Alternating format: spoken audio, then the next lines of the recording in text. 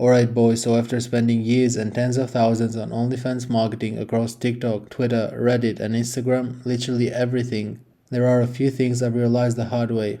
And in this video I'm going to break down some free methods that you need to follow throughout 2026 if you actually want your marketing to work and finally see real results. Because look, at the end of the day, if you're signing a client on a 60-40% deal, you have to bring 60% of the value. You can't just do the chatting, take 60% and think that's gonna work long term. It's not fair to the client and it's not sustainable for you either. Now there are 3 things I'm gonna cover in this video. The last one is the most important. If you miss it, you're honestly wasting your time. So make sure you stick around for that. First, I want to give you a bit of context, especially if you're new to OFM. Let's say you sign a client and she's been doing OnlyFans for a year, a full 12 months.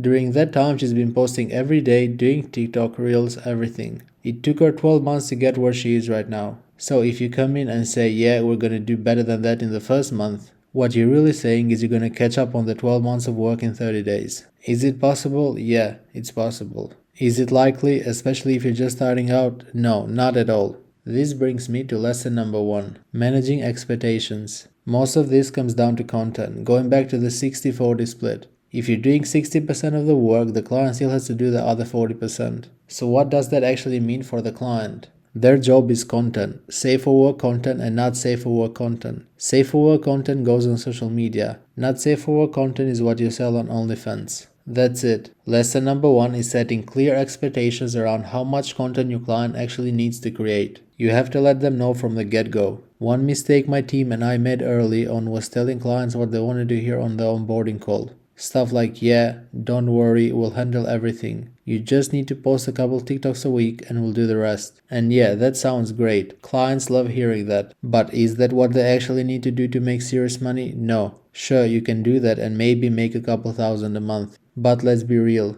That's not why you're here and that's not what your client wants either. If you're aiming for 10, 20, 50 or even 100k a month, that requires real effort. So managing expectations properly is key. When we get on calls with potential clients, we're very upfront. We show them real results, clients doing over 100k a month, and we tell them straight up, this is what's possible, but it takes work. We'll need X amount of TikToks, X amount of Reels, X amount of safe for work content for Reddit, Twitter and everything in between. No sugarcoating. Now, if you're wondering how much content that actually is on a daily or weekly basis, we go deep into that inside our free group. It's the first link in the description. You'll get access to me, my team and over 1,000 OFM agency owners who are already doing this. And inside our paid coaching program, we literally give you the exact copy and paste framework we send to our own clients. No guessing from your end. One more thing on lesson number 1, every client is different. Some clients have jobs, responsibilities, life stuff. They might only have 2 or 3 hours a day to work on OnlyFans. Other clients do this full time and have 12 to 16 hours available. So you need to get on a call, understand their availability and be realistic. Ask them directly how much time they can commit to content creation. If you set expectations properly from the start, everything runs smoother. If you don't, it will destroy your business. Saying what clients want to hear instead of what they need to hear never works long term. Lesson number 2 is simple. Double down on what's already working. A lot of beginners think they need to do everything at once. Twitter, dating apps, Reddit, Reels, Threads, all of it. Do all of this work? Yes, every single one works. But if you're just starting out and trying to do everything yourself with no capital, none of them will work properly. If you take on a client and she's already doing well on Twitter, let's say 30k followers, your best move is to double down on Twitter. Build a small team to handle retweets, comments and engagement so you can scale what's already working. Here's a simple Twitter method that works extremely well. Find pages that post influencer or celebrity news, turn on notifications. The second they tweet, you comment from the girl's account. Attach a relevant photo or video. This works insanely well at scale. Once you understand the process, you turn it into an SOP and hire a VA. You can have 1, 2 or even 3 VAs doing this around the clock. We consistently generate between 18 and 35 million impressions every month using this strategy. This also works on Instagram. Same ID, follow big pages, turn on notifications, comment early, people click the profile, follow and eventually convert. Quick side note, if you're enjoying this video, leave a like. This is raw, no heavy editing. If it performs well, I'll keep making more like this. You also need to be creative. Plan content ahead of time, use events, trends, sports, themes, even simple things like wearing football jerseys can make a difference. Thinking ahead is what separates average results from great ones.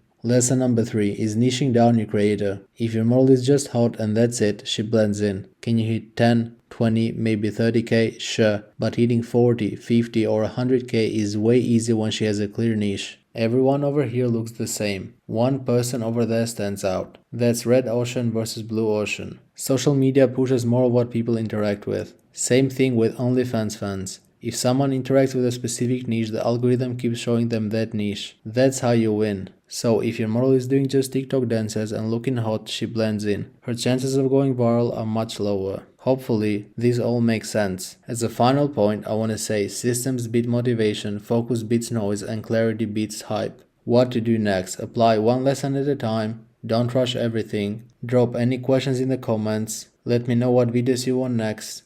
By the way, don't forget to join my free Discord, the link's in the description. Also, don't forget to subscribe. I'll see you in the next video.